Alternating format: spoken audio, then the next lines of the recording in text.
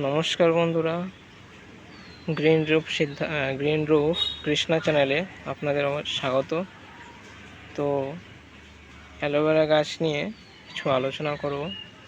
যেহেতু এখন খুবই তাপমাত্রা বাড়ছে, তো যাদের আমাদের মাথা যন্ত্রণা করে তাদের জন্য এই অ্যালোভেরা গাছটি খুবই উপকারী। এই অ্যালোভেরা যত্ন সম্বন্ধে আপনারা জানেন অবশ্যই।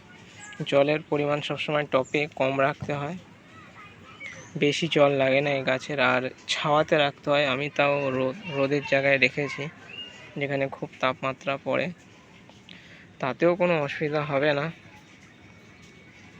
জলের পরিমাণটা ঠিক রাখলে এই গাছ সুস্থ সবল থাকবে। তো অ্যালোভেরা গাছ আপনারা, যেহেতু এটা সামান্য পরিমাণ, আমরা যখন কাটি কিছু বিষ থাকে এখানে, তাই অ্যালোভেরা আপনারা খাবেন না। মুখে মাখুন, মাথায় দিন, মাথা ঠান্ডা রাখবে, কিন্তু কোনো মতে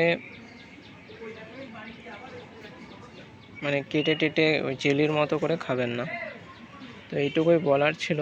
তো চলুন, আমার আরও অ্যালোভেরা গাছ আছে। এই যে অ্যালোভেরা গাছ আরও দেখুন। এই অ্যালোভেরার জাতটি একটু বড়, যে দেখুন। তো আরও এক জায়গায় আছে এই জাতেরই গাছ, দেখাচ্ছি আমি। এই যে দেখুন, সেই গামলার মধ্যে লাগানো, আমি সানসেটের উপরে রেখেছি, যেহেতু মাঝে সাঝে আমাদের একটু অ্যালোভেরার দরকার হয়। তো আমি এক্ষুনি কিছু অ্যালোভেরা ডাল কেটে ছেটে নেব। তো ছেটে আপনাদের দেখাচ্ছি। এই যে আমি আরও একটি অ্যালোভেরা গাছ নিয়ে এসেছি সবুজ জায়গায়। তো এখানে এই বড় জাতের চারাটিতে খুব চারা কম ওঠে, একটি কি দুটি ওঠে। এবার দুটি উঠেছে, তখন একটি উঠেছিল, একটি খুবই বড় হয়েছে।